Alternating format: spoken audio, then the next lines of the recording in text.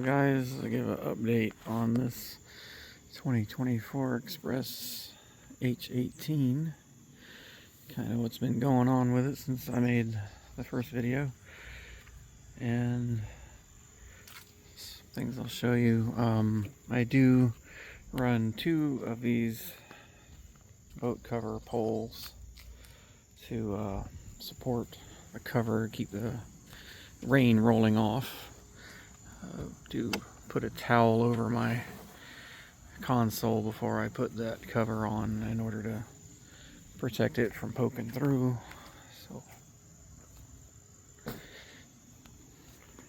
typically what I do is I strap the life jackets to the steering wheel so they don't blow out of the boat when I'm going down the road. We installed the blinker trims, so that's for the jack plate on that side and trim on the other.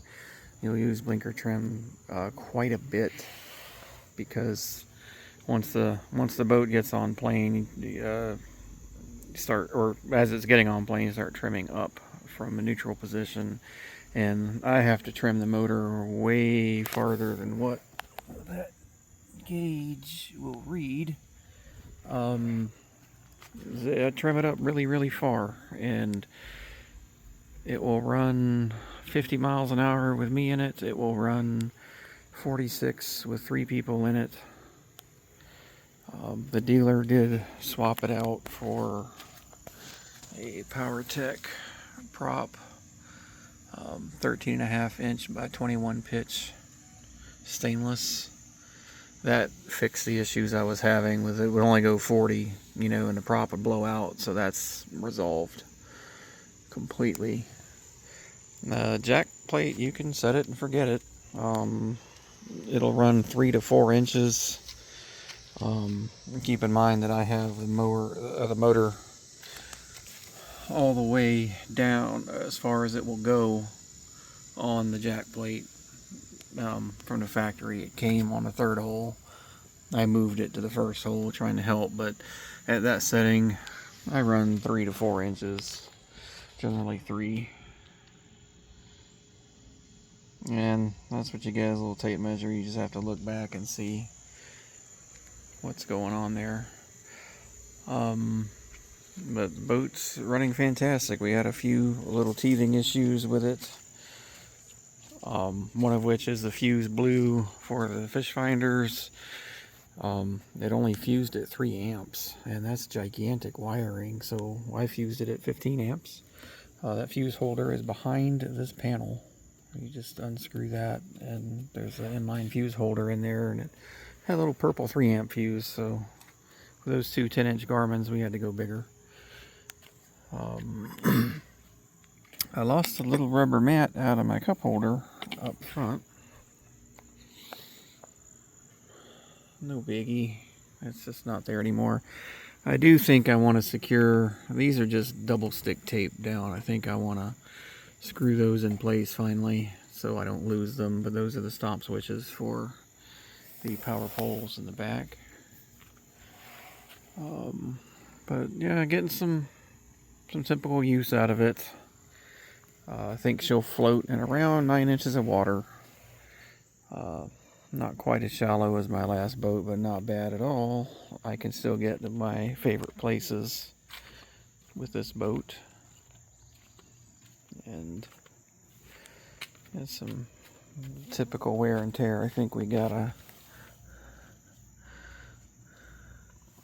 some of the first nicks and scratches starting to show up, but still in great shape. I did take it to a car wash the last time it was out and spray it off because it had a bunch of mud and stuff from where I had recovered the boat at the ramp. It's not the best, but typical setup. I did get the front seat swapped out for the same as the one in the back. I like it better that way. I can sit down. I had to buy another pole, same as the one in the back, to do that. And I ended up taking, and you can do it with a razor knife. You don't need any kind of other tool. But if you take and trim the plastic here, Okay, the seat will lean back a little further, and that makes all the difference in the world. It is so much more comfortable to sit in these seats that way. So that would be something I would advise. A video I did not post. I did make a video of it. But remember, I was talking in the first video about having the boat in the shop. They had it for about a month, and it was just before July 4th weekend. I went to go pick up the boat, and the dealer, said that they addressed the issues. They didn't address all of them, and told me where it was to go pick it up. So went to go pick it up, and I couldn't find my keys. And I was looking for my keys, and I had water in the floor there. And I store the drain plug right there in the front cup holder.